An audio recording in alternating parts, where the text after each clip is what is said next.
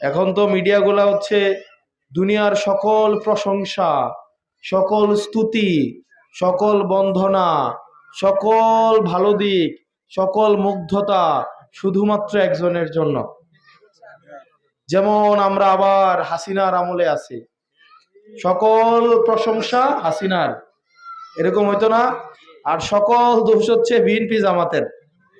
দুনিয়ার যা কিছু হয়েছে সবকে বিএনপি জামাতের। রানা প্লাজা পুড়ে গেছে, এটাও দোষ কার? বিএনপি জামাতের। এখন নাকি ভূমিকম্প হইলো নাকি জামাতের দোষ। তো দোষের খাতার থেকে বিএনপি বাদ গেছে, এখনো জামাত আছে। তো যাই হোক, এই মিডিয়ার এই যে আচরণ, এগুলো আমরা মনে রাখবো, আমাদের তরুণ প্রজন্ম মনে রাখবে। আবার একই সাথে সাথে আমরা তো সবাই এখন মিডিয়া হয়ে উঠি নাই? আমরা সবাই এক একজন এখন মিডিয়া।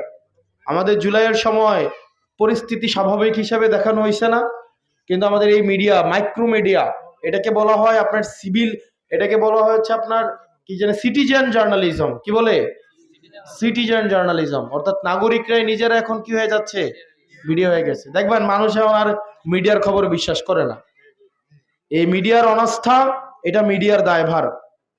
এই মিডিয়ার যে বিশ্বাস করে না মানুষ, এটা দায়ভার। যেমন বিশেষ করে সময় টেলিভিশনে কোনো খবর আইলে, আরে বাদ দাও, এটা মিশা কথা কইতেছে।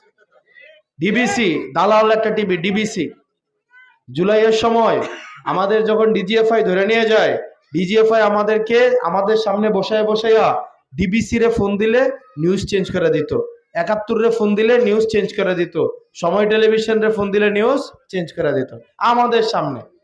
সময় টেলিভিশন, ডিবিসি, ৭১, কালের কণ্ঠ, তারপর যে নিউজ 24, এরকম কয়েকটা হয় সময় টেলিভিশন। তাদের যে হেডলাইন, তাদের রিপোর্ট, এগুলো প্রস্তুতি করে দিতে হচ্ছে এজেন্সি। কে প্রস্তুতি করে দিত? এজেন্সি।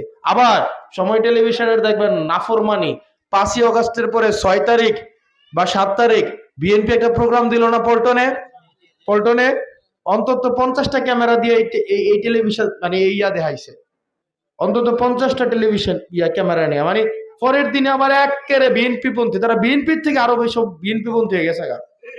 মানে যারা এত বছর ধরে বিএনপি জামাত করছে, তারাও এখন সময় টেলিভিশন, ডিবিসি, ৭১-এর কাছে লজ্জা পায় না?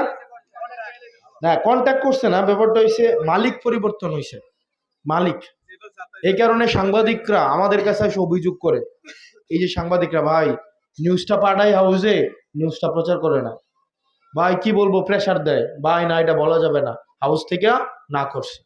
হাউস থেকে আমাদের তৃণমূলের সাংবাদিকরা অনেক সৎ, নিরপেক্ষ, বস্তুনিষ্ঠ সংবাদ প্রচার করার চেষ্টা করে, রোদে খেটে ভয় নিয়ে তারা হচ্ছে আপনার সংবাদ প্রচার করে, কিন্তু হাউজের দালাল গুলা এগুলা প্রচার করে না। যাই হোক, এই হাউজের দালালে আমরা মনে রাখবো, কিন্তু একই সাথে সাথে আমাদের সিটিজেন জার্নালিজমের উপর আমরা নির্ভর করব। সেজন্য আপনারা সাংবাদিকদের সাথে কথা বলার সময় আন্তরিকভাবে তাদের পেশাকে সম্মান দিয়ে কথা বলবেন, পারবেন না?